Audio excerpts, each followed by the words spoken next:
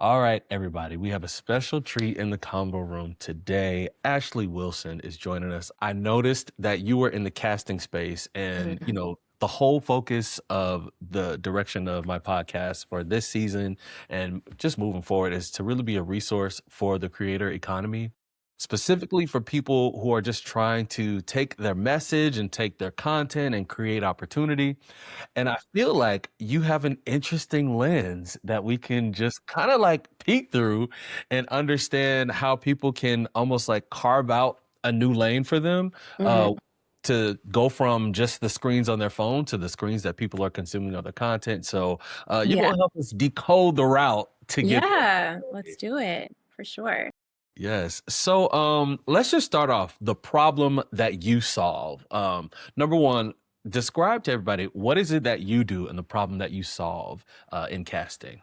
Yeah, so for I do kind of two things. So I do casting, I source talent for different forms of media. So it might be scripted or unscripted television, also a lot of YouTube content, and then just like digital media. Brands like BuzzFeed, for example, who just like post content on different they have like different channels under the brand and they post in different places. So I source talent for that type of content. And then on the influencer side, I also build out influencer marketing programs for brands, like usually smaller brands, but then I also source talent for like bigger brands. And I work closely with agencies as well to like build out their campaigns. If Mm. that makes sense. Yeah. It does. Okay. So when you're on the hunt, hmm 'cause obviously I'm assuming, let me just assume, and you can just let me know, hey, that's not how this works. But I'm assuming if you work with an agency, there's a brief of some kind, Yep. that you kind of have a sense of, okay, this is what we're looking to accomplish.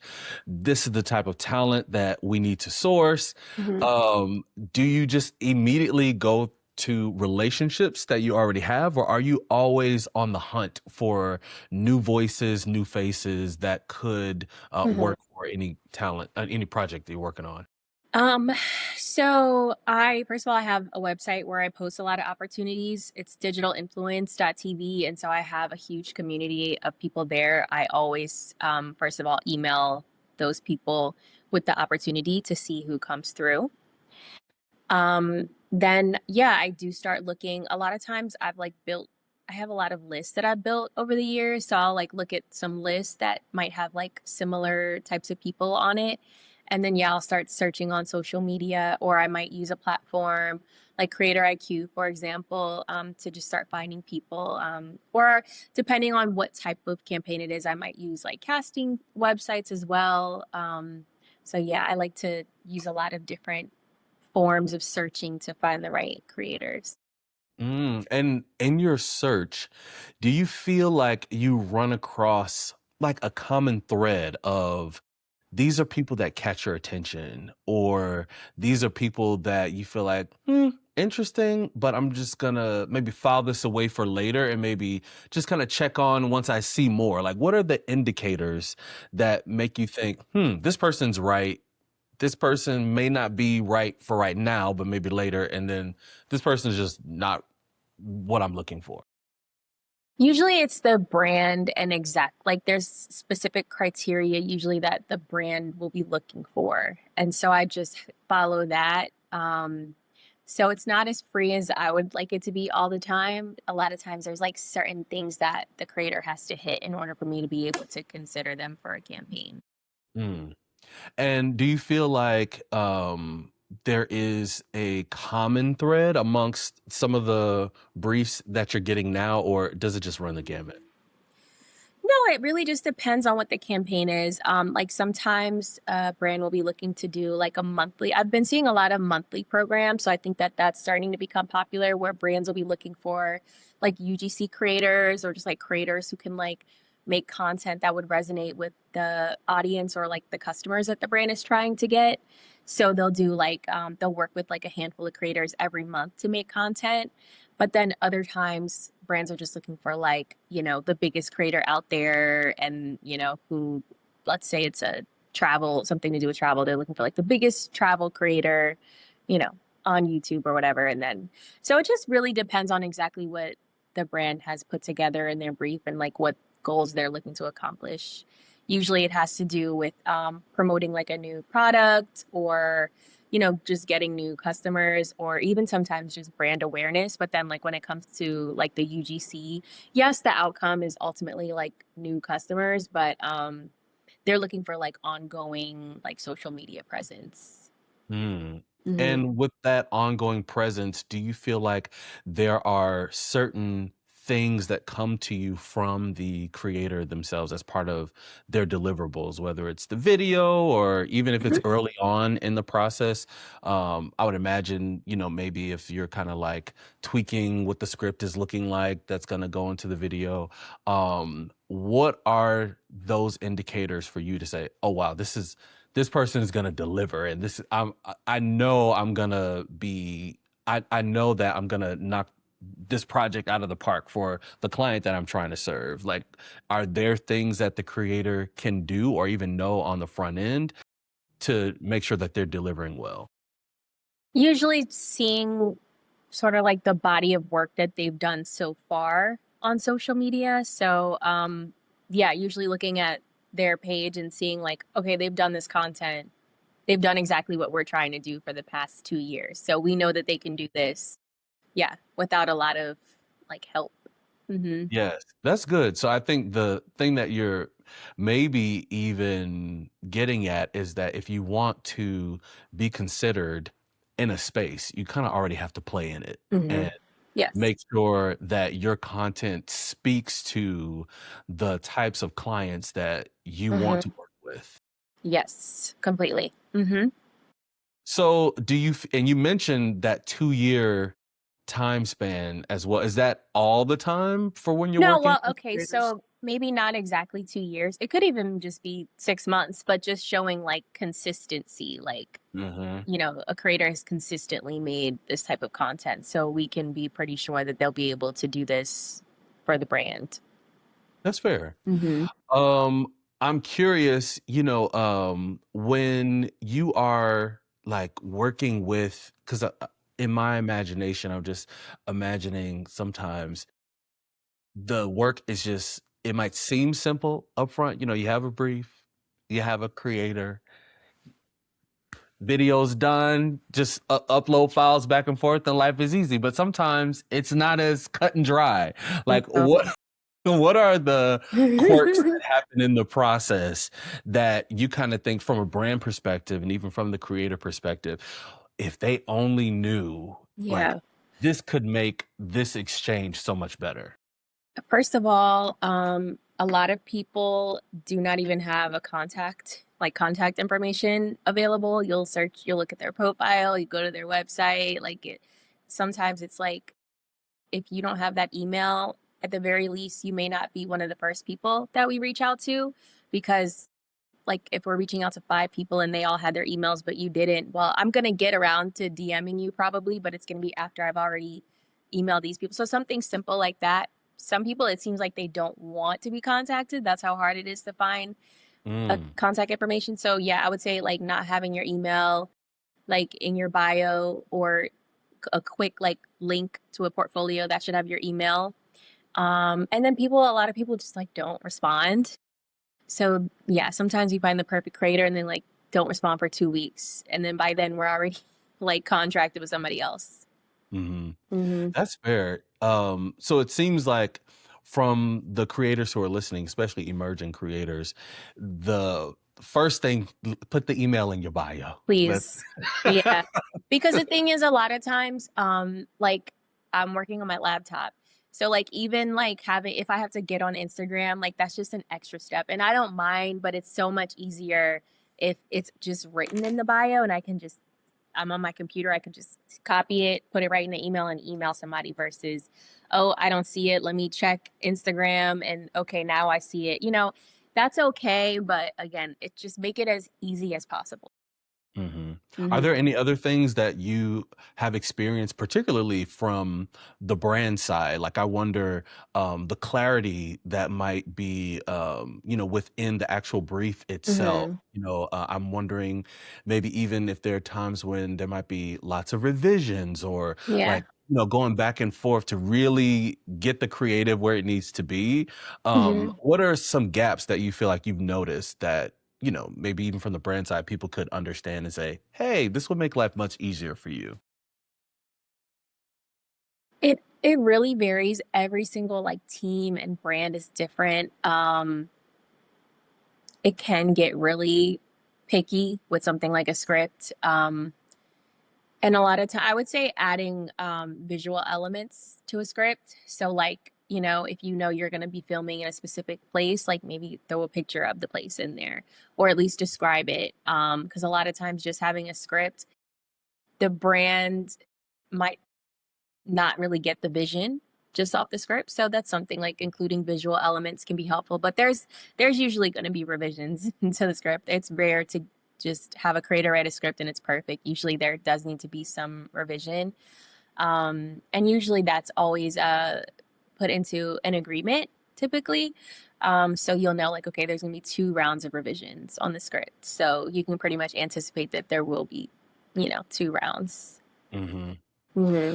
Now, I'm wondering, just talking through, like, you've made contact with the creator. Mm-hmm. There is some sense of like, oh, we're gonna move forward with the project. I Mm-hmm. wonder, just for some expectation management, because Okay. I think there's there's always, if you YouTube University, and don't even get me into like you're just scrolling between the platforms. There's a wealth of information about what people should expect in terms of compensation, the type of work associated with that compensation, and then where you might fall on the ladder. You're a Mm-hmm. new creator, or if you're an influencer versus UGC, if you're like you said, if you're the biggest YouTuber, or if you're somebody who's, maybe you're not used to the incoming and now it's coming in. What should people use as a baseline of expectation? Because I wonder if one, there might be two scenarios: people who might be excited for the opportunity and they're gonna say yes and perhaps shortchange themselves. And then there might be people who might be getting advice that may not be the most accurate, and they feel like they're being lowballed when in fact, Mm-hmm. like, hey, this is fair, this is standard. Um, Coach people on what they should expect in terms of an offer and the type of work associated with that offer. So the thing is, it's not always like equitable. There's not really a standard because some brands have more money to spend than other brands. Some brands, they might be like household name, but they still only have a specific amount allocated for a campaign. I would say though that if a creator does get an offer, they should definitely try to counter and get more money because at least 70% of the time the first offer is just like where we would like to be. It's not the cap of what we can offer. So it doesn't hurt to just try to counter and get more. But then there's some times where it's like, no, this is all we've got. I just want to put it out there. This is the rate. If you agree, we can move forward. But there's also nothing wrong with countering at least one time. Mhm. Hmm. And what's the most respectful way? Or maybe even if you had not necessarily specific, but let's just say if, within, some of the email exchanges that you Hmm. recall, what are some artful ways that people have approached that conversation with you and you thought, oh, this is respectful. I like that. I mean, usually just like thank you so much for reaching out to me. I'm definitely interested. However, I would like to know if there's additional room in the budget. Typically, I prefer to work at this rate, you know, or for these deliverables and for these terms, I would be looking for this rate. Um, Hmm. and then, yeah, I can, I would then respond and let them know, okay, maybe we can do it, maybe we can't, you know? That's fair. Hmm. Do you feel like there could be a scenario in which that you could maybe even put a dollar amount of expectation for the types of campaigns that are floating around? Now, obviously, we're not asking you to give proprietary information with some of the projects that you're working on, Hmm. but let's just say if, particularly, let's start with like UGC. because I think that's like an entry point for a lot of people where they feel like, I don't have a following yet. Mhm. I'm going to do outreach myself. I'm going to just try to curate relationships and see what happens. Okay, they strike at gold. They find somebody that says, "Hey, yes, we'd love to have you in our campaign. We want you to do X amount of videos." Like if you were Yeah. advising new creators, what would you say? Hey, this is what you should go in expecting. Um, so there's a couple things to consider. Sometimes a campaign is like strictly a gifting campaign. So that's free product. And then it's like, okay, well, how much is the product worth? And are you willing to work for that? If the product is worth $300 and you are a big fan of the product, then maybe it's worth it to you to make the content and be a part of the campaign. Other times, I've seen rates as low as like 150. Typically for UGC, it's gonna be, and this is for maybe like a 60-second, like a reel or something. Probably starting at 250 to like, depending on how strong you are at making content and editing, and then also just like if your like vibe sort of fits. I mean, I've also seen like 700, 800. Because it's UGC, it's not really about your following because the content is going to live on the brand channels.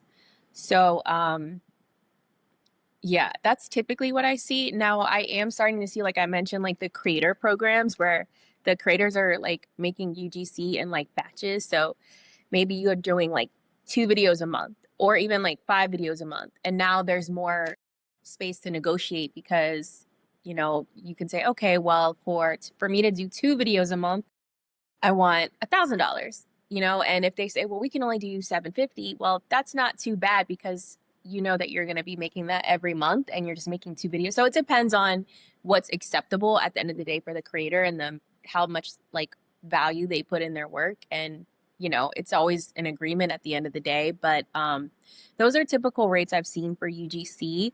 I would like to see that go up. I think that the rates aren't that great, but then as things get even more detailed, like if the brief has certain talking points, if you have to also do like even especially if you're doing something like longer form, like maybe like 6, 7, 8 minutes, and then they also want a shorter version. Um, they want a static image, like a thumbnail. Now we're talking. You can charge over 1,000 for that. Mhm. Um, but again, it's always going to come down to what the brand actually has allocated for the budget. So Mhm. sometimes it's just not an alignment there with like sometimes what they're asking for is like may not be valuable to you. You're like, no, for me to do all of that, I need more than $1,000. So no thanks. But I would say, if you're getting started, it might be worth it just to like build a portfolio and like show that you've worked with certain brands to kind of like, build up your credibility. Mhm. I think one, thank you so much for just kind of peeling back the layers and helping to give the lay of the land. I think it's so helpful. Pivoting from UGC and maybe for the influencers out Hmm. there, people who, they got the reps in, Hmm. and let's just say if they are 10,000 or less, just for that group first, Okay. and just go to the people that have cracked, that threshold. First 10,000 or less, do you feel like there is, well, just on the influencer side in general, do you feel like there is a standard metric that people can have in terms of just tempering their expectation to not feel like they are just literally guessing every time they're talking to a brand, like how to approach Yeah.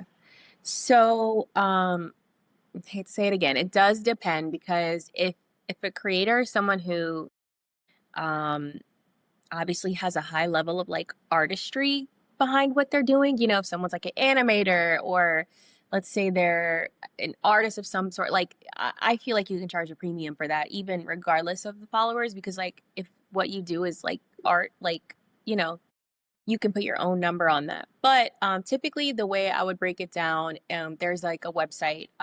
It's like CPM calculator or like cpmdrive.com. And what you do is typically marketing teams like to look for it's like cost per mil, that's a CPM, but the mil actually means thousands. So they want to they want to pay anywhere from like $10 to $20 to reach like X amount of viewers. And so on the influencer side, it would be assumed like if you have 10,000 followers, it would be assumed that you could get, well, and it's also like, okay, you might have 10,000 followers, but maybe you only get 5,000 views on your posts on average. So it would be assumed based on like an average of looking at your typical engagement.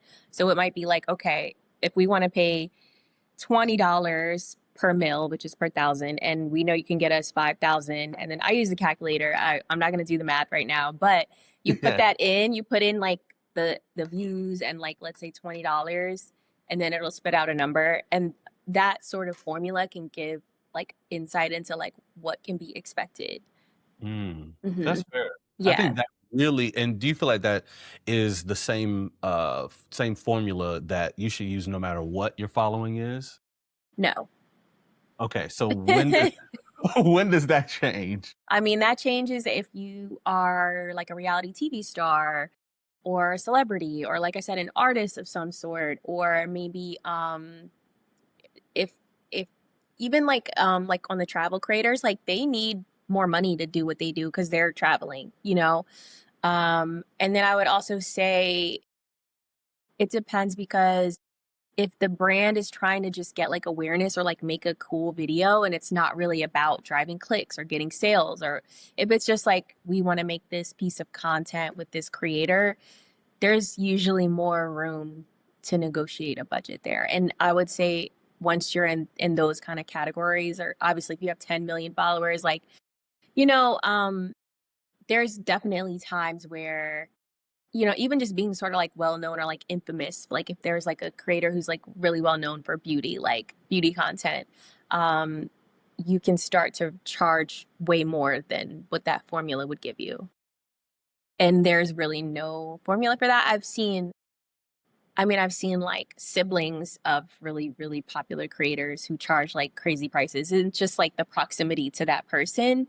Mm, So it's really not always like that. I would say, if you're working with like a specific brand and they're trying to like, let me give an example. Maybe like a food brand, pancake mix, like, Aunt Jemima.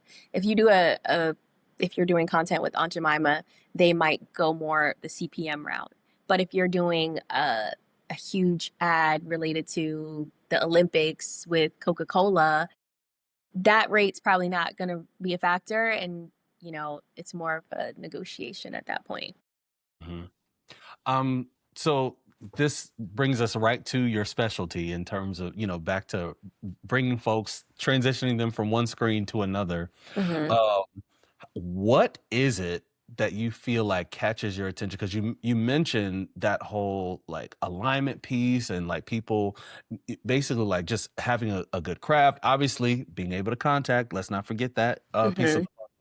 But like, what is it that catches your eye with somebody? You're like, okay, this person is not just great for social, this person would translate really well. Let's just even start off with something that's like a YouTube series or even something that's reality television. Like, what are the intangibles that you look for in talent? The intangibles. I think at that point it comes down to like personality. Yeah, like when it comes down to like someone who can like be on a show, like a reality show, because when I cast for reality TV, a lot of times it is looking on social media for people. So in that case, usually we have to like assess their looks. It can be very like surface level and vain, but then also like we want to see personality. Depending on the show though. Some shows they don't really care, but other shows like they need big personas, like people who obviously are very funny, or even just have an interesting point of view on the world that they share. Those things really stand out.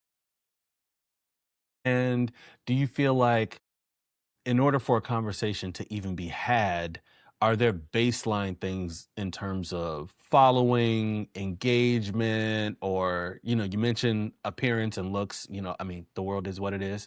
But are there baseline things that you're like, look, even before we consider the intangibles, like, bro, sis, you gotta have these types of things going for you? Um, Not for like a reality TV casting, no.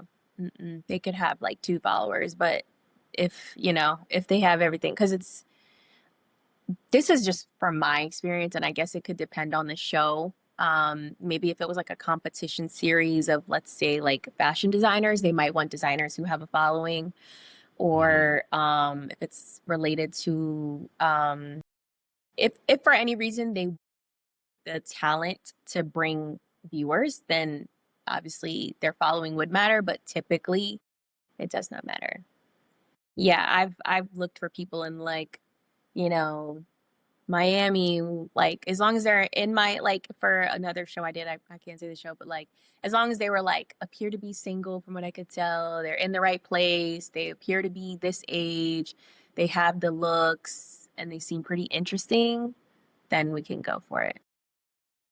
Now, I'm curious, because I think it's one thing for the talent to understand how they present themselves for opportunity. I'm curious from your vantage point, like what really drives you to do this kind of work? Like, how did you even I know. stumble into this? Like what kind of person were you before you're like, oh, Right. I think I do this? Yeah. So I went to college. I got my bachelor's in communications, and like my last semester I took some courses in like script writing and screenwriting, and I was really, really interested. So a couple years later I ended up going back to school for film and media, and I started working at a production company in Maryland. Um, and the way it worked is like they give you like it's almost like an internship. You got to prove yourself for a few weeks. Like you work for like minimum wage, and then if they like you, then as soon as a job comes up, they'll offer it to you. And so the first job that came up was a casting job, and I was like, okay. So that's how I started, and yeah, ever since then I've been doing. I started out in casting like for the first couple of years. I was doing reality TV, and then I also was doing like helping book like models and celebrities for like magazines and that sort of thing. And then in 2020, I got an opportunity to look for creators on Facebook for Facebook campaigns. And that was sort of like the pivot into the creator world. But even before 2020, because like I mentioned, my website, Digital Influence, I used to post opportunities that I was casting for or that my friends were casting for. But I noticed that people were not as interested in like being actors and models as they were being influencers. And I started to sort of like pivot the opportunities that I was sharing and like the messaging to reach those people as well. And then once I made the pivot in my career, it just made sense to keep, you know, like catering to those people. And at the same time, casting and like influencers, like pretty much the same thing, which seems kind of random, but yeah, it's like really the same job, just in a different form of media. So one is like TV, the other one is just internet, and it's the Mhm. same job. Now, why do you think that is in terms of people being more interested in being influencers, creators, than trying to I mean, because I feel like, I'm a geriatric millennial, but I remember the age of like, oh, you're gonna go to like this, if it was American Idol, Yeah, people lined up for days, like, okay, we're yeah, gonna do the auditions, you're gonna sit in the dome or whatever arena is in your city for hours, and you're gonna try to get in. And no shade, American Idol's still on, but yeah. I feel like it's there's just a different appetite for what people are aspiring to do and aspiring to be. Like, I have a daughter now, and I've not really seen her exhibit any type of interest in becoming, a star, Hmm. but she'll play and act like she's, doing a video on my phone and say, "Don't forget to like and subscribe." Like, so I wonder what's behind the shift. Like, Yeah, can you pinpoint the appetite, like why people are pivoting to this? I think that as um, so I think it's a couple of reasons. But what I have noticed is that being a creator is more in your control. If you want to be like an actor or a model or even like a signed artist or something, like you have to be like chosen versus you can be a creator anytime you want. If you just, you can start that today and nobody can take that from you either. So I think it's like what people can control, but I also think it's like a natural interest. I think different forms of media kind of come and go. Like remember radio, before it was like newspapers, magazines, radio. I think TV and movies, I think it's sort of like on its way out. And I do see a collide of like, now we're seeing creators and like TV commercials and that sort of thing. But I think generally that older form of media is just as popular anymore. We have a new form of media that people Mhm. watch. Hmm. That is fair.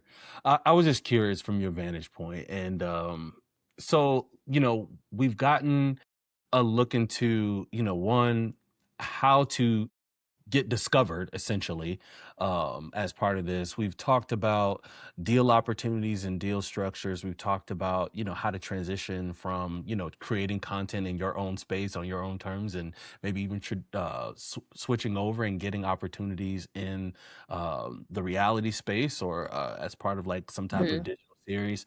Are there opportunities that people might not be aware of, or kind of just overlook, in terms of how they can not just monetize, but just reach a bigger audience Hmm. of what they're doing with their content? Um, I mean, I think it's good to try out different platforms and see where people like maybe, somebody might come across better on live. Maybe they're better on Twitch than they are on YouTube, just like testing out different platforms and seeing where people kind of connect more with you. I also think, and maybe it's because I do this type of work, but like apply for some of these shows and surprise YouTube, like YouTube shoots, like surprisingly they shoot in like different areas. Like a lot of them do shoot in LA, but like some of them are Atlanta, some of them are New York, some of them are Miami, some of them are in like more quote unquote random cities that you may not think of, Mhm. Houston, I've seen Nashville, um I've seen Birmingham, so when you see, I would say get on like backstage or something like that. And I post a lot of this stuff too, but like if you see an opportunity to like be in something like that, that could give you exposure. You never know. Like you could be the one who goes viral this month. People could like what you had to say, or you could just gain following, or someone just might see you. I would say also, I'm kind of always looking at people. It seems like a little creepy, but like just because of the work I do, sometimes again, it doesn't matter all the time, like how many followers you have. If you are a good fit for what I'm looking for, it just is what it is. So I might be looking for um, a black male nurse in New York City who's in their 20s, and like we don't care about followers. We're looking for this specific person. Yeah. So sometimes I'm just like looking at random people who fit that.